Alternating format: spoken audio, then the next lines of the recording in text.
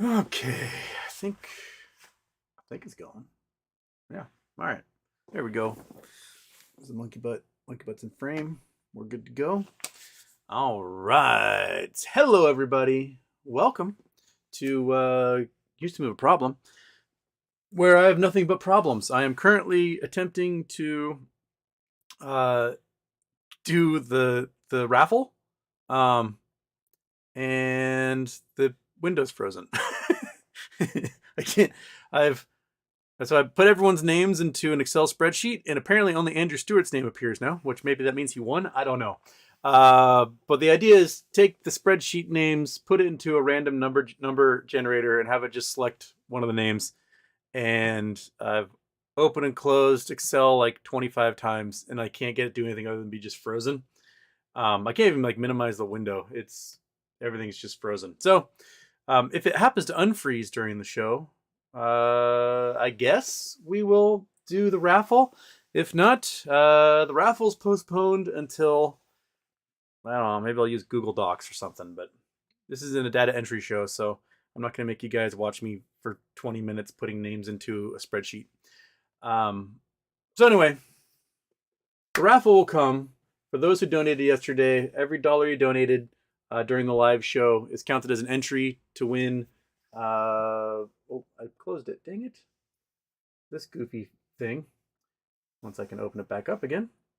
Gotta scroll down to Jorge. It's gotta scroll through like 150 DMs here. Yes. There we go. Okay. So, Chrome. Chrome. There we go. So they'll either get the choice, well, they'll have the choice of a t-shirt or a poster with this wonderful drawing that Jorge made for us. It's going to be, I'm going to make it into a shirt, definitely, and have it on the store when I can have some time to actually focus on the store, maybe Saturday. But anyway, we'll do the raffle when Microsoft can make a product that doesn't crash, that's been around for 40 years. I don't know why. I don't. Okay, so big news is today. White Diamond Research, whoever they are, came out with a giant report about how KnowLab is a scam, their tech doesn't exist, and all these things. What I think is they shorted the company.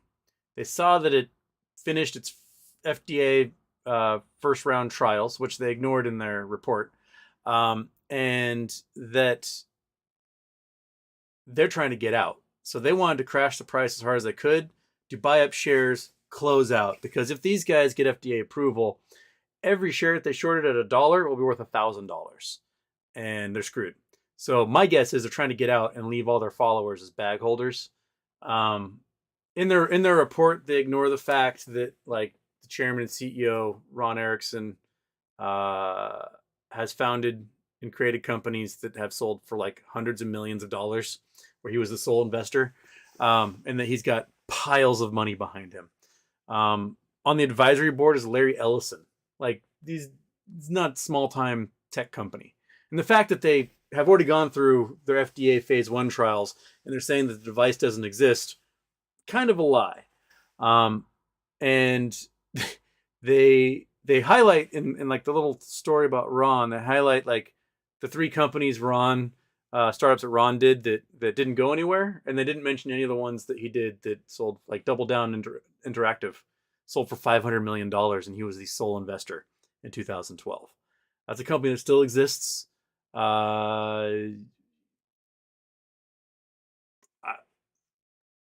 that what you will. I talked to Ron a little bit ago. He's going to try and come on the show probably sometime in the next week. So I told him to just tell me a time and a day, and we'll figure it out. So we'll get him on here, and we'll talk about everything that is going on. Right? Okay. Bam.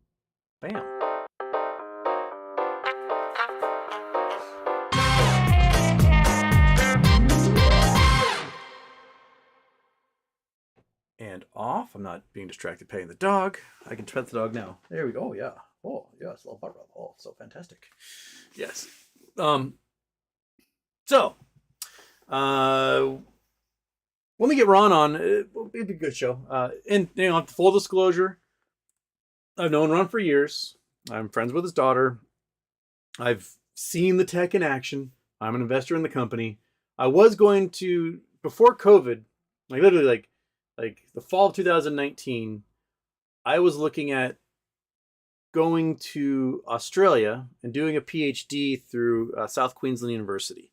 And it'd be in Earth and Space Science. And the PhD I was going to work on was going to be using the tech from KnowLabs. Back then, I think they're still Vigilant. And using it to find minerals. Because you can literally take the device and you can point it at something, go boop, and it'll tell you how many parts per million, gold or silver or chromium or whatever will be in that rock. So, I've known him for a while. Then COVID hit and the whole Australia thing couldn't happen because you couldn't leave the country to go to Australia. So there you go. So we'll get him on. We'll talk about it. It'll be fun. What else is there to talk about? I really wish I had gotten AMC puts before the earnings call. Namely because no matter what the earnings are for these companies, there always seems to be a run up leading to the earnings, and then whatever the answer, we made a profit this quarter, short the shit out of it. We had a loss this quarter, short the shit out of it. The price always just plummets after every earnings call. I need to recognize that pattern and benefit from it. It's a great chance to spend cheap weeklies and get something out of it, but oh well. Next quarter. next quarter we'll do that, I guess. Okay. What's on your minds? I talked about the only thing that's on my mind, which is this White Diamond research, whatever. Bunch of shortage. I mean, the fact that they used incredibly offensive language in the title for their research, they refer to KnowLabs as Theranos's R-word cousin. That right there does not lend the best credibility to their research, and they ignored the fact that they've done FDA trials. If you don't have a device, how are you doing an FDA trial? Right? Oh, there's no third-party papers on this. Yeah, because it's proprietary tech, dude. You don't suddenly start releasing how your tech works to everybody without getting FDA approved first. So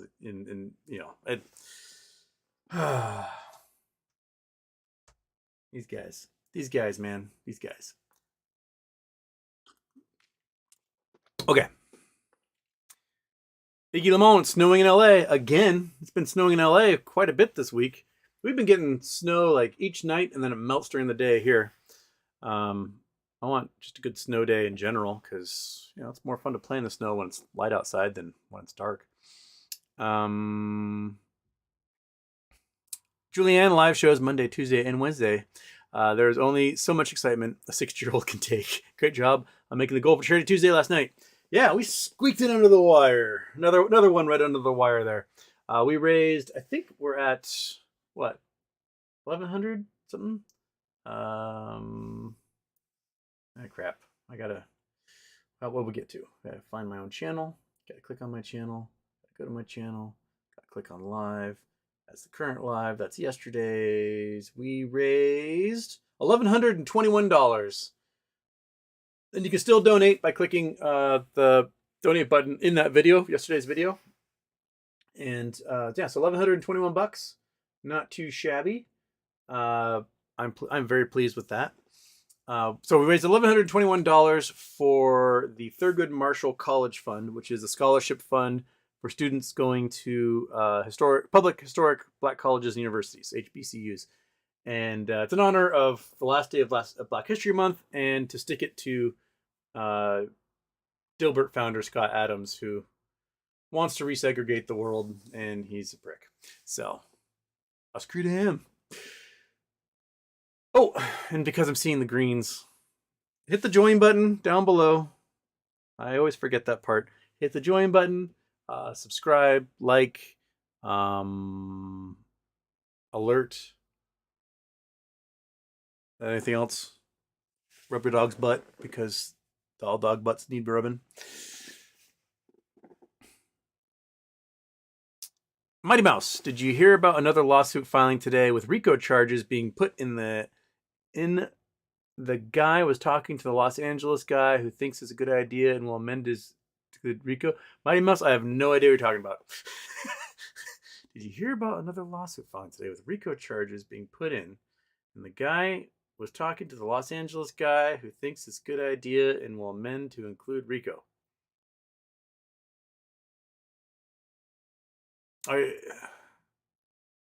Is this... I don't know. What? Huh? Is this about Alan Hainsley's lawsuit that was filed? Or, I don't know which lawsuit you're talking about. Submit again, and I'll read it. Fudge Teats Off. Heard today, State Farm had a $13.5 billion loss last year and shut down their call centers a little while ago and now just sold their big corporate building. Might be big news? Dang, that's a big insurance company to go under. $13.5 billion loss? How do you lose that much money as an insurance company? It's like printing money. And how do you get away with not having any customer service?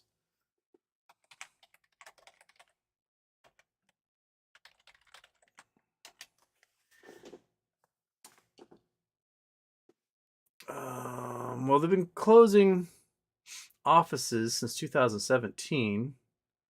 DuPont office closed. 48 offices closed. California.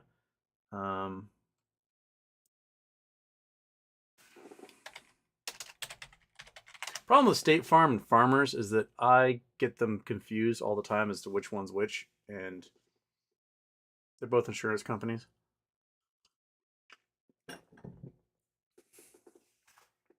It's from November 2021. State Farm halted by policy bankruptcy and bid to join. Closing the city office. It's something that's just closing offices all over the place. This appears to be one of those things where you close offices, and every article is like closing 100 offices in this state, 55 offices in that state. Is that you close all the offices and suddenly people don't come in and buy your services. And if they don't come in and buy your services, your revenue drops, but you're trying to save money on your offices, but the amount of money you saved on your offices is less than the money you made from like people buying your services. And so this is like classic BCG strategies. It looks like. Did BCG ever? State Farm, Boston Consulting Group. Let's just see if there's any ties here.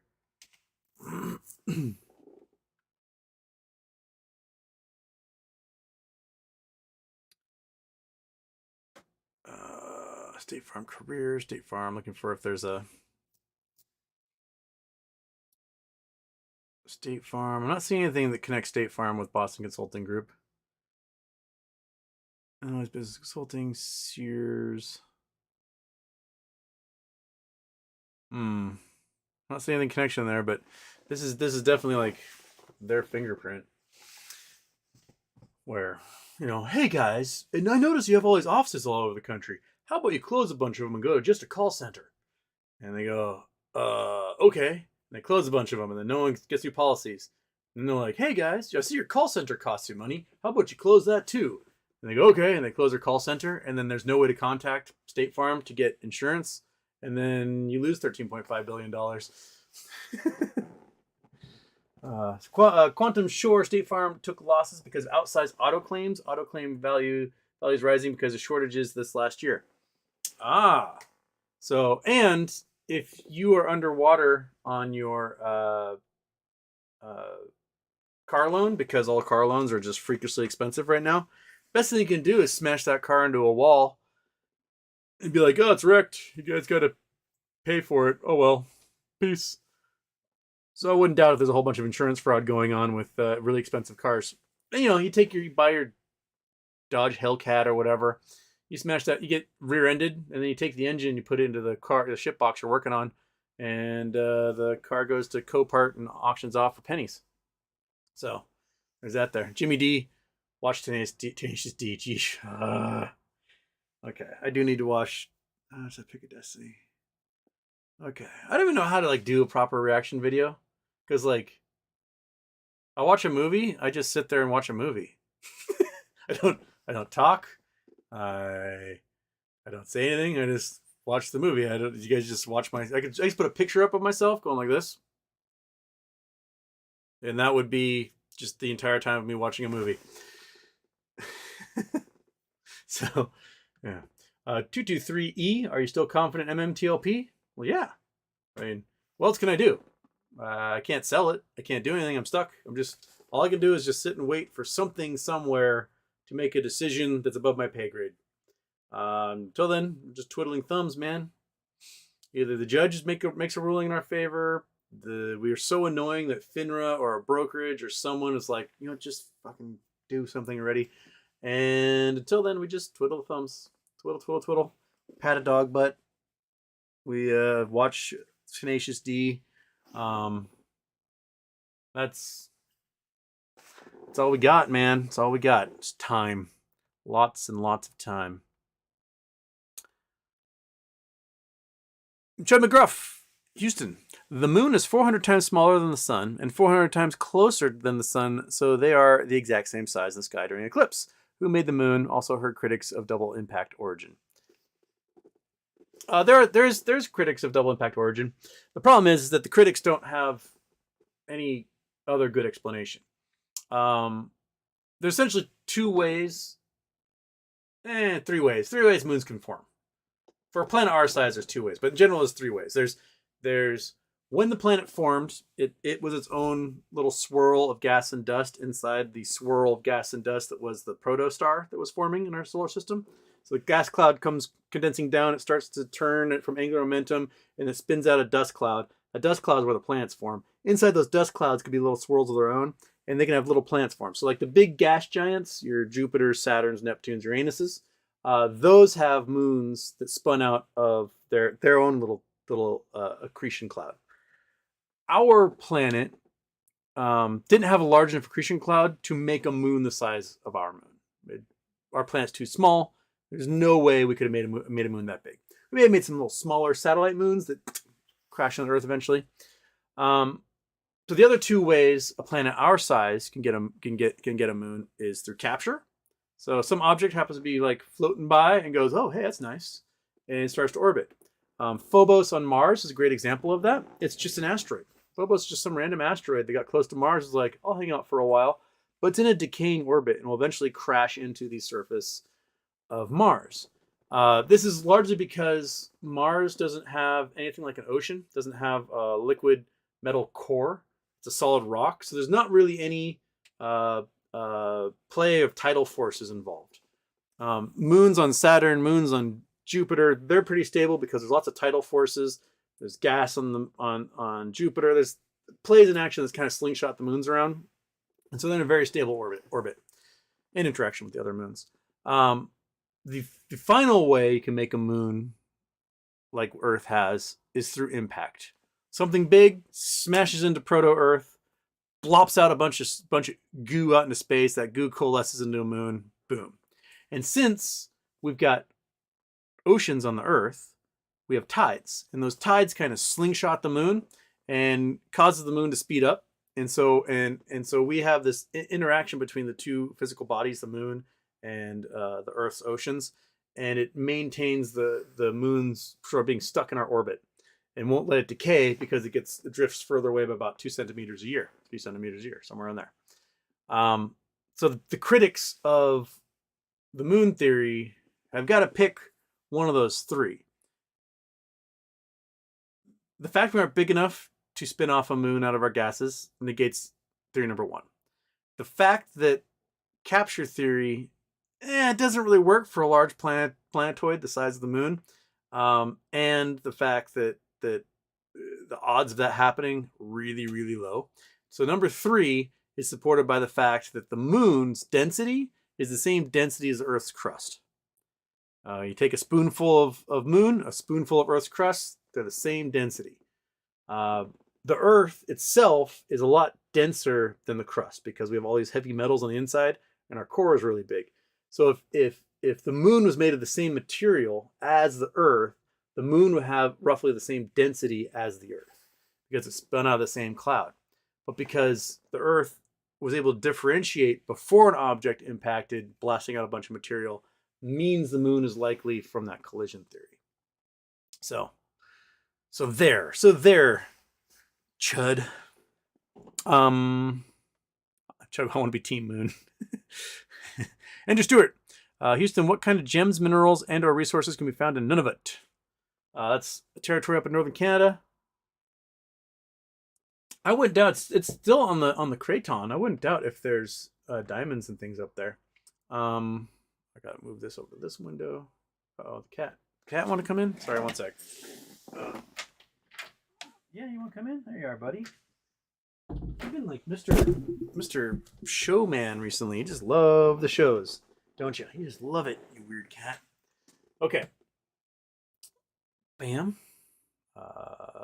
Google Earth. Shaboink. Come on. There we go. Still in Netwalk Atoll out in the middle of the ocean. Hi, kitty.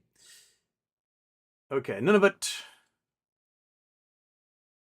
Up here, this guy. This huge chunk of the Canadian Shield. So we have diamond mines in Northwest Territories. Lots of them. And there's tons of kimberlite pipes up there. Essentially, a lot of these little pothole lakes that pepper Northwest Territories, a lot of them are probably likely kimberlite pipes. The big mines are closer to large population centers because if there's a whole bunch of them out here, you may as well have it near an airport because you want to be able to get out of the Northwest Territories when you can. Nunavut up here, I wouldn't doubt they've got similar conditions. They probably have lots of gold. They probably have lots of other metals because this is ancient rock that has been mountain ranges and has been flattened. Has been mountain ranges, been flattened. There's lots of things that go on up here. What they don't have is a lot of people. So there's not much of a population you can convince to come up here and like dig holes. During the summers, lots of geologists come up and do research like Tiktaalik.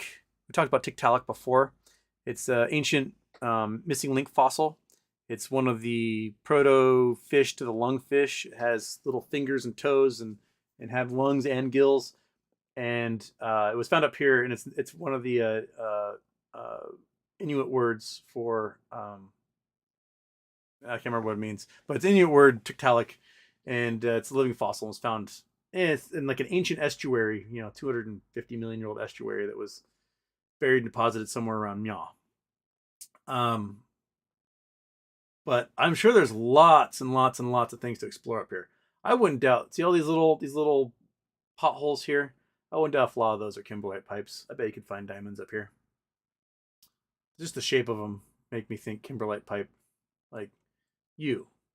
I bet if we poured some hydrochloric acid, you'd sizzle. You look like a kimberlite pipe to me. Circle, circle, circle, circle, circle, circle. Lots of them. But man, it's hard living up here, dude. It is hard living. Summers, I'm sure, are glorious. Winters, rough.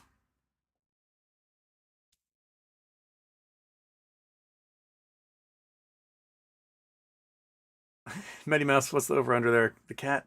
The cat made it. He's here. See? You gotta let go of my leg. There's a cat. Hi, buddy. Oh, look at the little guy. Look at the little guy right there. He's purring, and he's hating every minute of being picked up like this. Oh, you hate it so much. Yes, you do. Look at that. Look at that. He's purring, but he just hates it. Oh.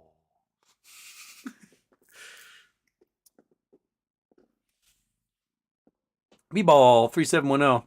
Do you think if you can post an edited 5-ish minute video that explains MMTLP and a call to action, we could show it to representatives? If it's terrible idea, then ignore. No, I mean, I don't know if it can really be explained in 5 minutes. I keep trying to figure out how to do this in a shorter thing. And I guess, Marius, if you're watching, let's see if we could We can cut something out here. Okay, so MMTLP started out as an oil company called Torchlight.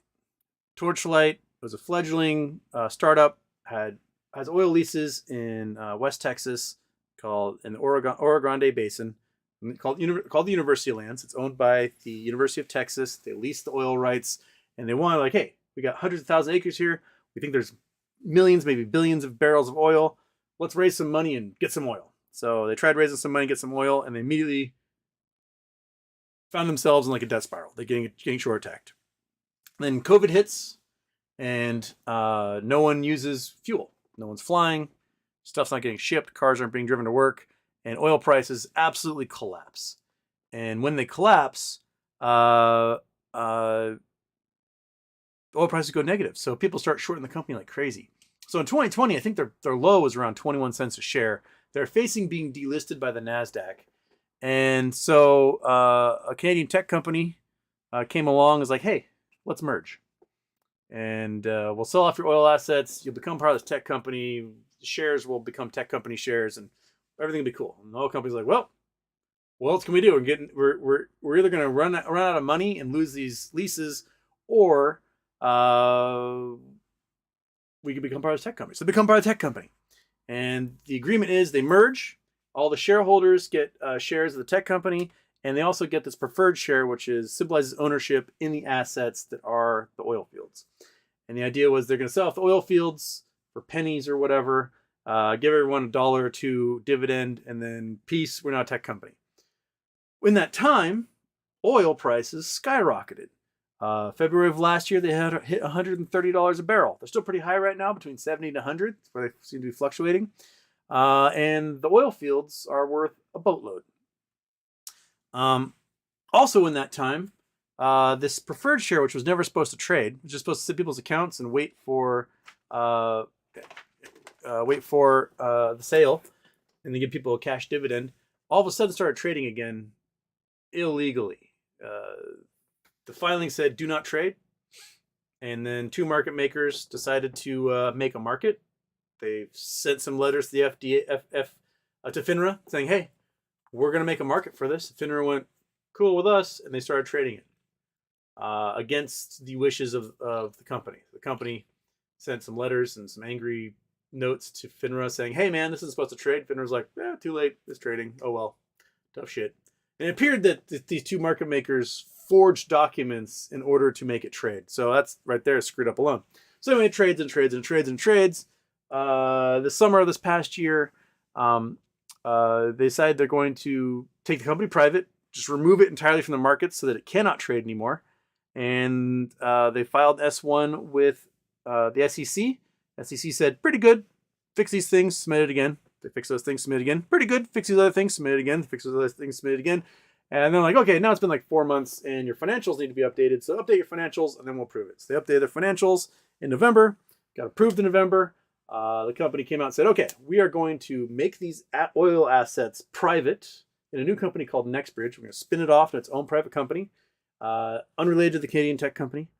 And trading will cease after close on the 12th, which will be the date of record. And on the 14th, we will issue the paper shares to replace all these electronic shares, and the company will no longer trade. And then they went to FINRA and said, hey, FINRA, time to issue a corporate action because we've got like 3 weeks. Time's of the essence. Let's choose corporate action so the brokers know what they're supposed to do. Come on, FINRA. Come on, FINRA. Let's do it. Come on. You can do it, boy. Come on, FINRA. Be a good FINRA and do it. And FINRA took 2.5 weeks. And on the 6th of December, they issued a corporate action saying, hey, man, this thing's not going to trade anymore, bro. Ticker's going to be deleted. Actually, I think it said canceled in that one. Ticker's going to be canceled on the 12th.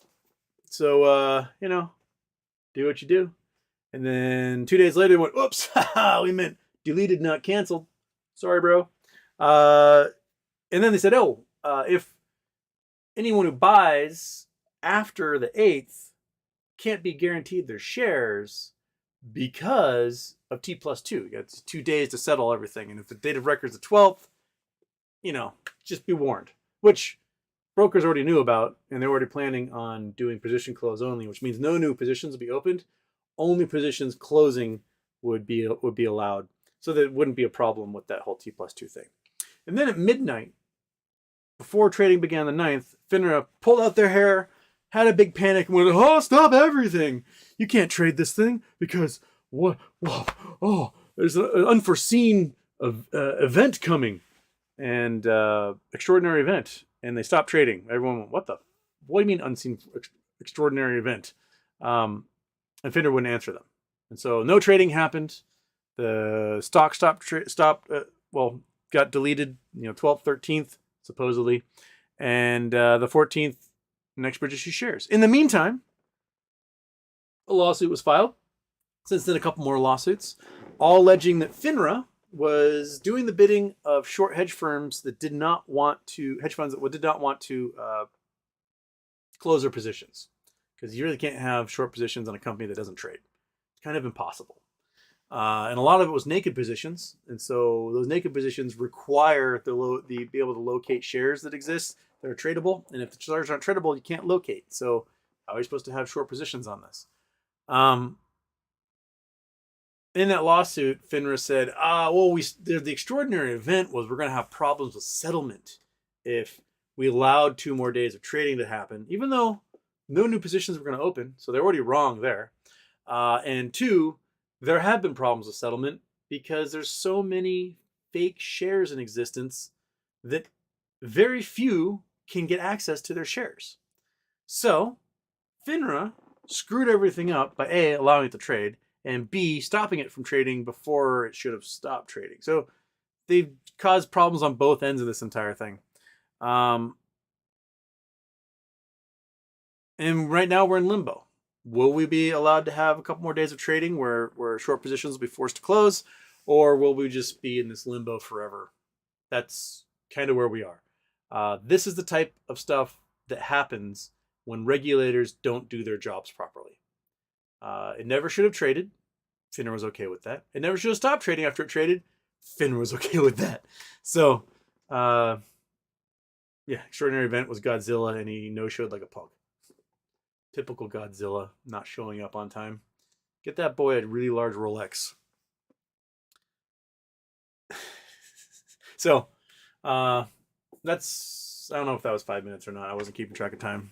That's where we are. That's as concise of a timeline as I can make. We're hoping that the lawsuit gets an answer from a judge. They've got to make a ruling at some point. I think they have to make some sort of acknowledgement after 90 days, like, we are considering, and then it kind of resets the clock again. But the judge really has a prerogative to take their time, so we might be waiting a while. But Mighty Mouse, try to distract you with the cat. Double intro. Oh, that's what you're trying to do. Okay, Citizen 50. Yeah. Blah, blah, blah, blah. Citizen 54. I can say that. Thoughts on Citadel's 13F file today? Initially 428 trillion, corrected to billion. Are the booms cooked this bad? Also one Acme decision. Again, don't know about Acme decision. That's the judge's prerogative, so we have to wait for the judge to do that. It was funny that they listed 428 trillion, because it was actually 428 billion and then in thousands in parentheses, and they went, oops, no, we meant billion. That's still a ridiculous amount of money. The 428 trillion was hilarious, but the 428 billion that they're moving through there, and a quarter of what they moved through was securities sold, not yet purchased, like stuff they didn't have. That seems to be, I wouldn't doubt. I'm waiting to see what their 2022 numbers are for the securities purchased. Securities sold, not yet purchased. Or so. Here we wait. Just like our life. We are professional waiters. We wait for everything. That's what we do. We wait. We wait, and we wait some more. Grape, Houston, what would happen if we all made presidential nominees take 9th grade math exam before they can be qualified for president?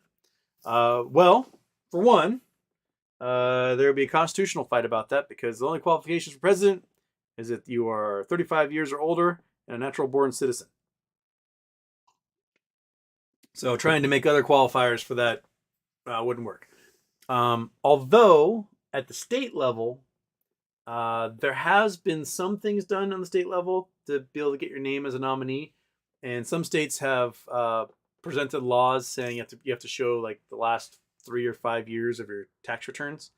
That stuff might face court challenges, but a state doesn't have to list you on the ballot. You can announce you're going to run and get in other states, but if you don't get in like California or something, you might not have a chance of winning. That's interesting. And you know what ninth grade math are we doing? We're doing advanced math classes. Are we doing remedial ninth grade math classes? I think it's hilarious. Marjorie Taylor Greene, yesterday, day before, she's at this hearing and she's like outraged, absolutely outraged. She's talking about how like in 2020, the Customs and Border Patrol captured 4,000 pounds of fentanyl, but in 2021 they captured 11,000 pounds. Please explain that, President Biden. And she's basically saying like the Customs and Border Patrol are doing a better job stopping illicit drug trafficking now than they did before. Like, I'm not really sure the argument she's trying to make there. So, like, she just made a campaign ad for President Biden out of that. I thought that was pretty funny. They like to do that. They're like, well, you know, they've captured twice as many immigrants in the last year than they did when Trump was president. It's like, okay. So you don't want them to police the border? I don't really understand what you're trying to say there. I do some greater than, less than lessons with those folks. All right. Nope, Excel's still not working. I guess got to my comment where I'm talking about how Excel's broken. So we will do a raffle. We just have to make sure Excel works before I can do that. Or I'll just punch it all into Google Docs when this is over. Google Cells, what do they call it? Drew really hopes this big Ponzi game ends soon. Yep. The bear case. I'm at my first flat earther today. It was a wild discussion. How can you reason with them? Largely you can't. Because there are two flavors of flat earther. There's the ones that know they're lying and just have a great time trying to figure out ways to use rhetoric to confuse you or bother you. And then there's the morons who actually believe the earth is flat. I believe that there are very few who are just sort of the rhetorical wizards that like to use rhetoric to try and confuse people that don't actually believe the earth is flat. I think that's a small group. And those are usually the ones developing the arguments the idiots follow. Like, there was this ding-dong Daniel who was tweeting at me for a large chunk of last year. And I eventually had to block him just because was just wasting my time. But he couldn't understand depth of field. Like, he seemed to think that an object that's closer to you is the only way to make a large shadow. And then if the object is far away, it can't make a large shadow. And he'd use this in relation to the sun. But like we talked about a little bit earlier, the moon and the sun have essentially the same angular size in the sky, despite one being much larger than the other. And he couldn't understand that the sun and moon are different sizes, and the moon can somehow block the light of the sun. Just to make it's like the moon has to be as big as the sun. It's the only way that happens. My hand, is almost the size of my face. Oh my gosh, my hand is suddenly bigger than my face.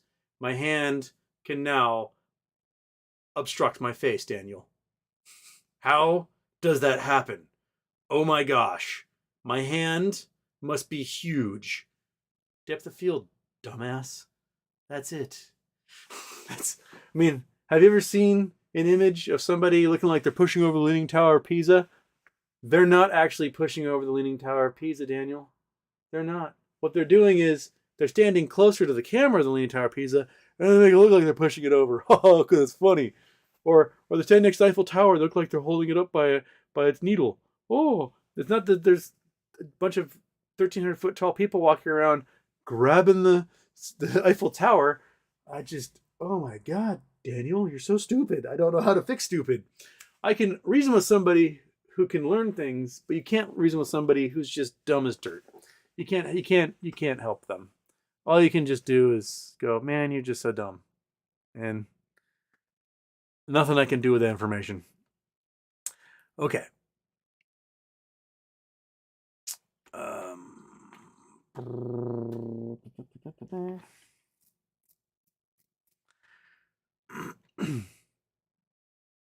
Anthony Frontera. Howdy, Houston.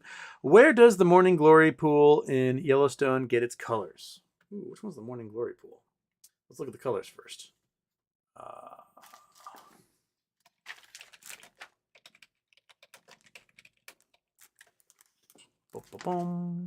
Let's see here. Ooh, this place.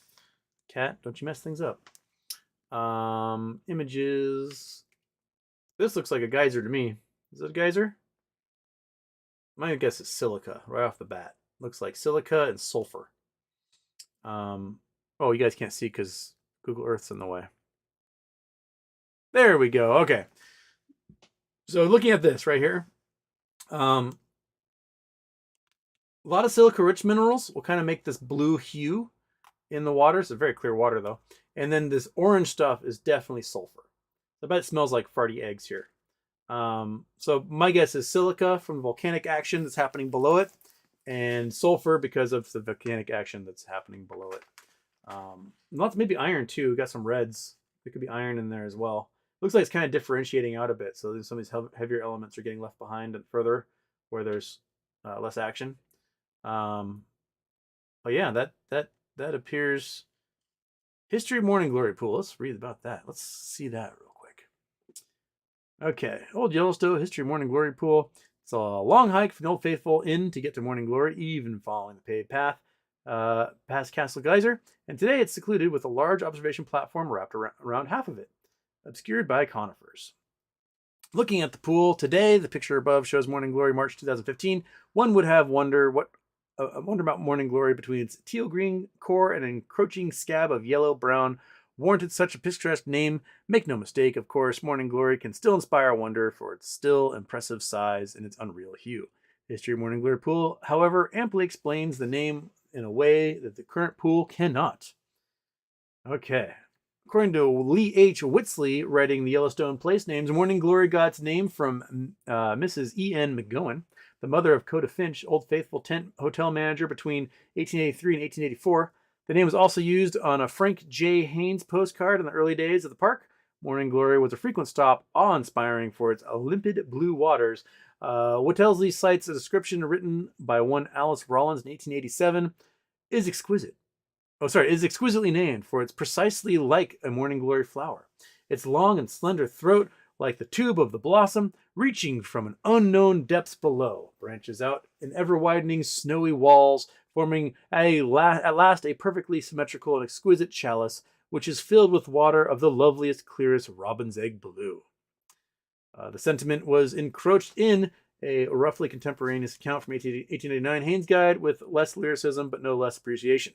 It was a silent pool, some 20 feet in diameter, overflowing slightly at the west. The peculiar shape of its funnel-like crater, whose walls delicately colored together with the beautiful transparency of its water, suggests it's a very appropriate name. Okay, so I'm going to give us the history of Okay, bacteria. Here we go. You'll notice with every hot spring you visit Yellowstone that they're enclosed by a large swath of brown, orange, and yellow ground. That coloring comes from a certain type of photosynthesizing bacteria, sometimes referred to as thermophiles. Okay, so it's the bacteria doing it. Although these bacteria love heat, they can only thrive in a certain spectrum. Indeed, some of these bacteria have specialized niche of heat. In Yellowstone, as you get hotter, the color bacteria reflect changes moving from red-orange to blue in the spectrum. By the time you get to the center of a hot spring, it's especially too hot. Lots of bacteria cannot thrive, and you end up with remarkably clear water. You can see that in the blue of the old postcards and photos going back to as far as 1960s, like the photo above. Okay. Over the years, Morning Glory has been subject to cleanup attempts, such as 1975 attempted picture above. But the pool, like its namesake, is a fragile creation of nature in the same way you can't put a flower back on a stem. you really can't reverse the thermal features decay. And rather than smash open the vent and risk Morning Glory's complete disappearance, park officials, maintenance crews have decided to leave the pool as a monument to a certain tourist turpitude. Oh, okay, cat. All right. So it looks like it's been draining over the past few years. Yeah. Cat, quit being a weirdo. Quit being a weirdo. Just stop being a weird little cat. I'm gonna scratch you apart. I'm gonna scoop you out. Okay. So bacteria.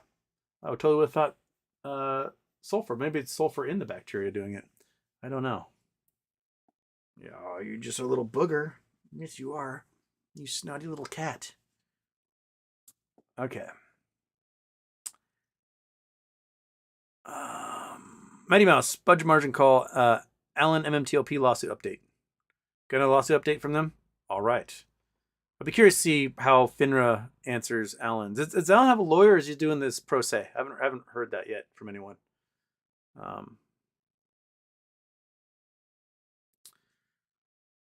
Yogi 2012, Houston, my new job is too busy to stare at the market all day. Please catch me up at MMTLP, Acme Parent Company ongoings. I mean, you know as much as I know at this point. I did text with Rosa today, and she is recovering from the bar exam. Apparently, it was really brutal. Only has like a 49% passing rate. But I have confidence in her, even if she isn't confident. And she's had to work all week, and then she's gonna go visit her sister and sleep for 3 days. So I told her to, yeah, just sleep, and next week we'll worry about things. So hopefully we'll get something from the judge, and Roses can update us on that. But till then, let the poor girl sleep. She hasn't slept in 2 months, 3 months. Dog Mom, Houston, thoughts on on where market is going, up or down? I mean, for 2 years now, we've talked about how this is unsustainable. And for 2 years now, we've read reports from Morgan Stanley, Goldman Sachs, JP Morgan, et cetera, saying this is unsustainable. And somehow it's been sustained. And I think it's chiefly because of the Federal Reserve. The Federal Reserve is spending, how you're biting me, spending money, shoring up the market, using Federal Reserve notes, using Treasury bonds, whatever. They're buying a whole bunch of securities that otherwise would languish to prepare themselves for the soft landing, which I don't think they can actually do. I think all they can do is either pump up this facade year over year, month over month, whatever, or they can do their job and sell off the securities and crash the entire market. So they're in this rock and a hard place zone. And if they don't raise interest rates even more, then we're going to continue to have inflation that gets out of control. So, I mean, the only way to stop inflation is to punish everybody. And you hate to punish everybody because life sucks when you do. But this is what comes from, taking billions away in taxes on billionaires, racking up huge deficits, having a global pandemic hit us that loses the global economy like $8.5 trillion. That's the nature of things. So maybe you gotta rip that Band-Aid and start all over again. That seems to be where we go. Meow meow, question for everybody. Have you ever seen the movie Green Slime? It's up there with Forbidden Planet. I have never heard Green Slime or Forbidden Planet. So, meow meow, I have no idea what you're talking about. So no, I've not seen either of those. Forbidden Planet, Green Slime. Knowing you, it might be pornos you're making everyone watch. Go to YouPorn, type in Green Slime. All right.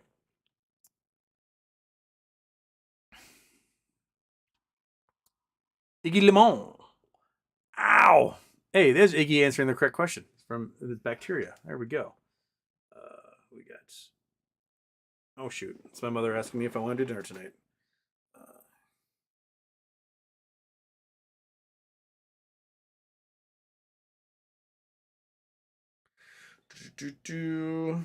There we go. Okay.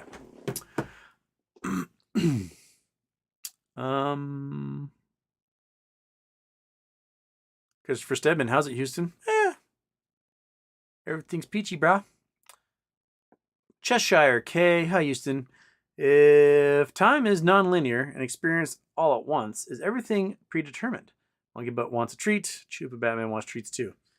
Chupa Batman, you try to get Chupa Batman a treat and he just looks at it and goes, I don't know what to do with that.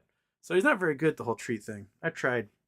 I have like a whole thing of cat treats. He just won't even, he's like, I don't know what to do with this. It's not in a food bowl, therefore I don't know what to do. But no, it's way too early for Monkey Butt cheat. It's like she's sitting there, she's hearing your name, and she wants it so bad. And a little bit. We'll do it a little bit.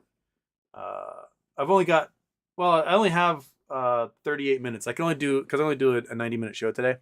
So at 4:30 I got a jet. So she'll get one here. Maybe what, 15 minutes? We'll do it. But yes, if time is nonlinear and experience all at once, is everything predetermined? That is one of the philosophical conundrums everyone has. And there are several ways it plays out in physics, metaphysics, philosophy. Is, if it's predetermined, then what's going to happen is already known, right? To something or someone, or it's just there's nothing you can do to stop it from happening. And then there's like the multiverse theory that they love to do in comic book movies and stuff, where whenever someone is presented with a choice of some kind, go left or go right, that spins off a different universe. The choice they didn't make spins off of a new parallel universe where they made that choice and life is different everywhere. Like there's a choice somewhere where, I don't tap the cat's ears, and it spins off a whole new universe where I don't tap the cat's ears. It's cute seeing his little ears pop up in the corner of the window there. So I don't really subscribe to the whole there's infinite number of universes out there that represent every choice any creature thing has ever made. Because that just requires so much energy, and where's that energy going to come from, right? There is a whole bunch of what ifs that linger forever. Like we love the Monday morning quarterback because we have the memories of our actions and we've got the wisdom of hindsight, and we can go, oh, if I had just sold all of my Bed Bath & Beyond calls at 12:55 p.m., I would have paid off my student loans and everything would be fine. If I just hadn't been greedy and waited one more day, right? We can kick ourselves for that all day long. There's so much cat hair like in my nose at the moment. That's just a hallmark of humanity is questioning our what ifs. What if I had just done this differently? It would have made everything different. And so it gives us sort of a philosophical solace, I think, to imagine that there's an existence where we didn't make the boneheaded decision and things are better. But I think that's more of a cathartic way of imagining things and less tapped into reality. The thing is about predicting stuff is that you were pretty good when it comes to like medium and large scale physics predicting things, but when it gets to the really small minutia, the stuff down the atomic level, we have no idea. We can only make a sort of model for a hydrogen atom, and then any other atom beyond that becomes too complicated for us to develop a model for, and we have no idea how they actually operate. We can kind of do some math to figure, okay, this is how many protons and neutrons there are, therefore we have to have this many electrons, but we don't know where the electrons go. They're in these weird clouds, and some are in like satellite clouds doing their own cloud thing, and we just don't know how they actually work. We know that when electrons move states, it either gives off or absorbs photons, but we can't state where an electron is at a given moment, then we cannot do predictions on that small scale. We can only do it on like the larger systems that aren't related to the small minutia.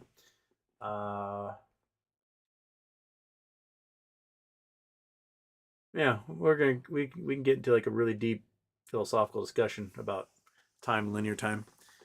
Right, monkey? Right? You and the cat just staring at each other, having a good time. Are you having a good time? Yeah. You wag the tail. There you go. Okay. I don't really know where I'm going to go from there. Just okay. Geminius, time to switch to Google Documents version of Excel. Yeah, it's still frozen. Still not responding. It says right there, not responding. I might as well just close the stupid thing. If it will close. Yes, close the program. And we'll worry about it later. And I'll open it up the 25th time. Now it's like, can't even respond to closing. So there you go.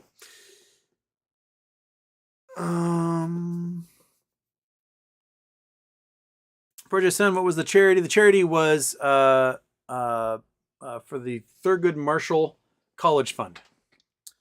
Michael Harrow, heard Eli Lilly is capping insulin prices because could that be reason KnowLabs drop below 90?